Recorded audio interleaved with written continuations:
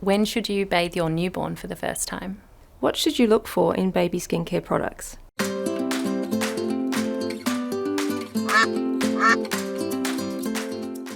Hi, I'm Erin Phibbs. I'm a midwife, mum of 4 and a childbirth educator. And I'm Dr. Susan Robertson, a paediatric dermatologist. And today I'm going to answer Some of the most searched baby skin questions.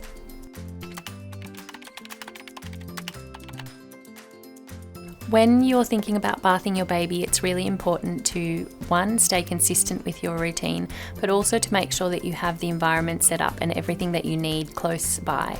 So making sure that you have as few distractions as possible, that you're in a warm room that's free of drafts, and that you have everything that you need for when you take your baby out of the bath, so that your baby remains warm.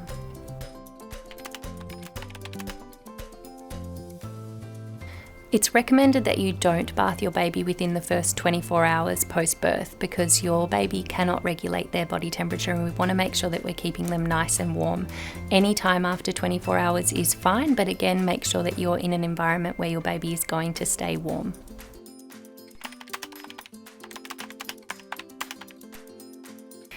So most newborns are born with what's called vernix on their skin, and this is a protective creamy substance that is actually really beneficial for their skin. So if we take that off too soon, then they are more susceptible to rashes and things. We want to give their skin time to adjust to the outside world.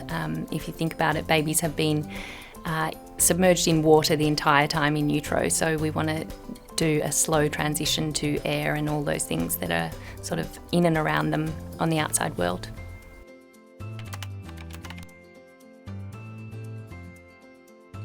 It's completely up to you how and where you bath your baby. If you don't have a bath at home, that's totally fine. Your newborn is small enough to fit in a sink, and it's quite common for people to bath their babies in either a kitchen or laundry sink. If you're doing so, just make sure that you're cleaning the bath or the sink out beforehand.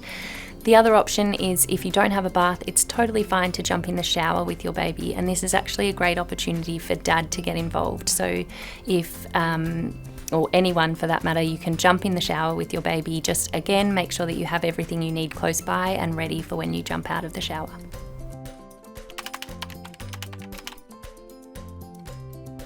The bath temperature should be around body temperature, so anywhere between 37 and 38 degrees is comfortable for your baby.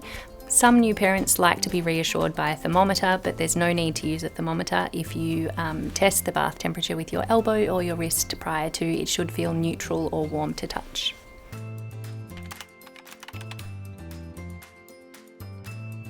It's completely up to parents as to how often they bath their baby. Babies stay quite clean with regular nappy changes, so you don't need to bath your baby daily. If your baby loves a bath and you want to incorporate it in your daily routine, that's completely up to you.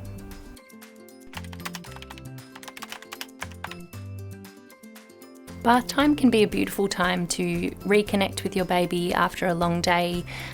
It enables your baby to wind down and get ready for bed. It's a beautiful time for touch and to connect with your baby, and you can incorporate skin to skin, so you could consider co-bathing with your baby, and this is going to increase oxytocin levels and calm both of you down.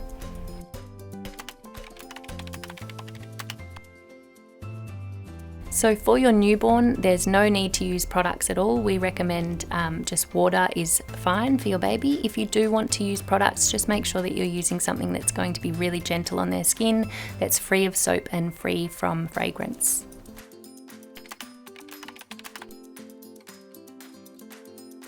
If your baby's not a huge fan of bath time, that's totally fine. You might find that they go through phases of liking the bath and then not liking the bath. It's all about staying consistent with your routine, but adding in things to make bath time fun again. So you can sing to your baby, make sure that you've got some toys in the bath.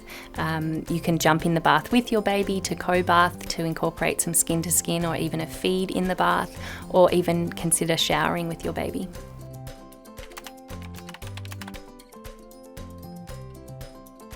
Again, you can this is up to you in terms of when you incorporate bath time into your routine. It is quite nice to incorporate a bath at the end of the day, just as a wind down, and we know that it induces the onset of sleep for your baby as well. So doing it just prior to bed, either before or after a feed, is up to you.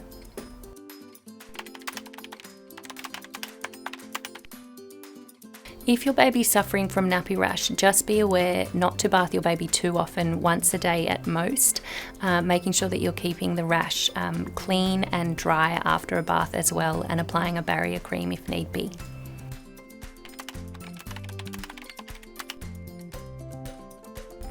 When you bring your baby home from hospital, they will likely still have the umbilical cord stump attached with a little clamp on it. It's totally fine to get your baby wet and to wash this in the bath. There's no need to use any extra or additional products.